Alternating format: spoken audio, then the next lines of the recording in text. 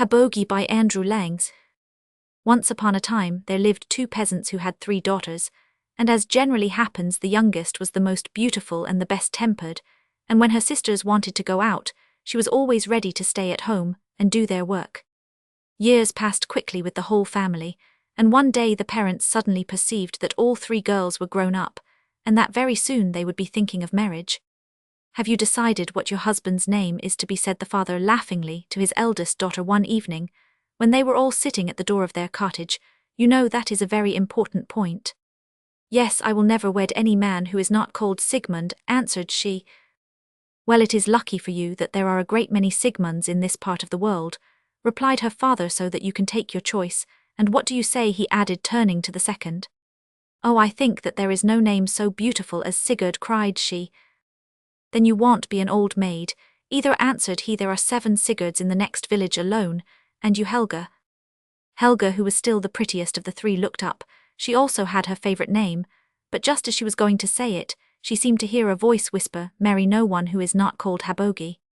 The girl had never heard of such a name, and did not like it, so she determined to pay no attention. But as she opened her mouth to tell her father that her husband must be called Enjal, she found herself answering instead, "If I do marry, it will be to no one except Hábogi."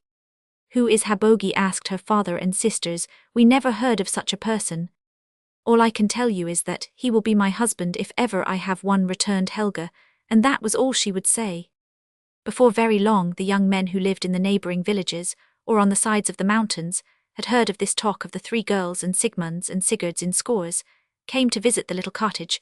There were other young men too who bore different names, though not one of them was called Hábogi, and these thought that they might perhaps gain the heart of the youngest. But though there was more than one Enjal amongst them, Helga's eyes seemed always turned another way. At length the 2 elder sisters made their choice from out of the Sigurds and the Sigmunds, and it was decided that both weddings should take place at the same time. Invitations were sent out to the friends and relations, and when on the morning of the great day they were all assembled, a rough, coarse old peasant left the crowd and came up to the bride's father. "My name is Hábogi, and Helga must be my wife," was all he said, and though Helga stood pale and trembling with surprise, she did not try to run away. "I cannot talk of such things just now," answered the father, who could not bear the thought of giving his favorite daughter to this horrible old man, and hoped by putting it off that something might happen. But the sisters, who had always been rather jealous of Helga, were secretly pleased that their bridegrooms should outshine hers. When the feast was over, Hábogi led up a beautiful horse from a field where he had left it to graze and bade Helga jump up on its splendid saddle, all embroidered in scarlet and gold.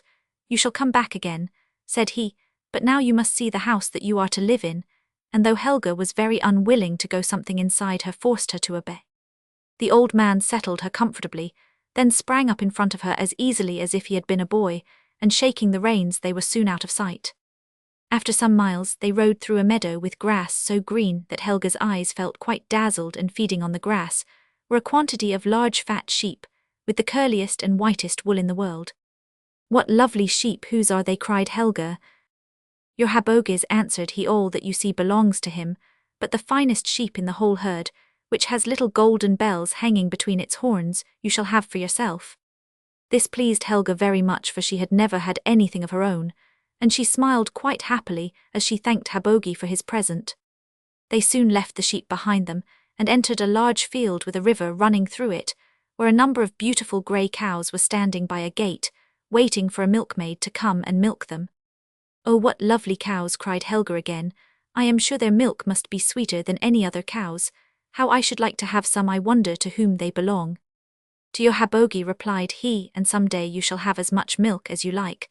But we cannot stop now. Do you see that big grey one with the silver bells between her horns? That is to be yours, and you can have her milked every morning the moment you wake."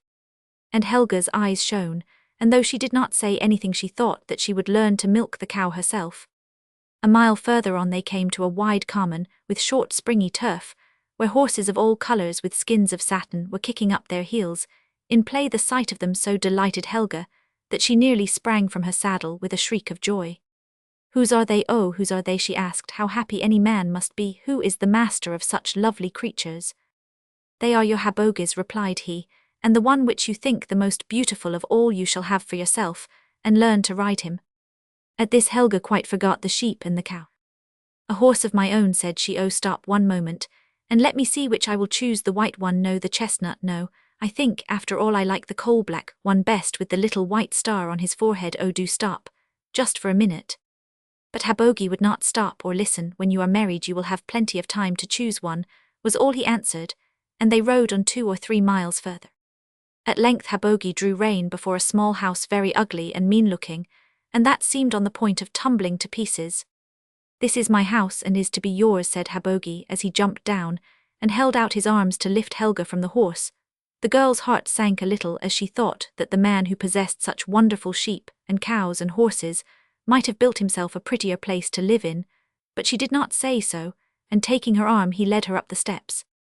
But when she got inside, she stood quite bewildered at the beauty of all around her. None of her friends owned such things, not even the miller, who was the richest man she knew. There were carpets everywhere, thick and soft, and of deep rich colors, and the cushions were of silk and made you sleepy even to look at them, and curious little figures in china were scattered about. Helga felt as if it would take her all her life to see everything properly, and it only seemed a second since she had entered the house when Hábogi came up to her.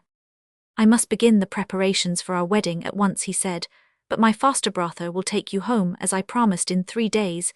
He will bring you back here with your parents and sisters, and any guests you may invite in your company. By that time the feast will be ready. Helga had so much to think about that the ride home appeared very short. Her father and mother were delighted to see her, as they did not feel sure that so ugly and cross-looking a man as Hábogi might not have played her some cruel trick. And after they had given her some supper, they begged her to tell them all she had done, but Helga only told them that they should see for themselves on the 3rd day, when they would come to her wedding. It was very early in the morning when the party set out, and Helga's 2 sisters grew green with envy as they passed the flocks of sheep and cows and horses, and heard that the best of each was given to Helga herself. But when they caught sight of the poor little house, which was to be her home, their hearts grew light again. I should be ashamed of living in such a place, whispered each to the other, and the eldest sister spoke of the carved stone over her doorway, and the second boasted of the number of rooms she had, but the moment they went inside they were struck dumb with rage at the splendor of everything, and their faces grew white and cold with fury when they saw the dress which Hábogi had prepared for his bride, a dress that glittered like sunbeams dancing upon ice. She shall not look so much finer than us, they cried passionately to each other as soon as they were alone, and when night came they stole out of their rooms, and taking out the wedding dress, they laid it in the ash-pit and heaped ashes upon it. But Hábogi, who knew a little magic, and had guessed what they would do, changed the ashes into roses, and cast a spell over the sisters, so that they could not leave the spot for a whole day, and everyone who passed by mocked at them. The next morning when they all awoke, the ugly tumble-down house had disappeared, and in its place stood a splendid palace. The guests' eyes sought in vain for the bridegroom, but could only see a handsome young man with a coat of blue velvet and silver, and a gold crown upon his head. Who is that? they asked Helga. That is my Hábogi, said she.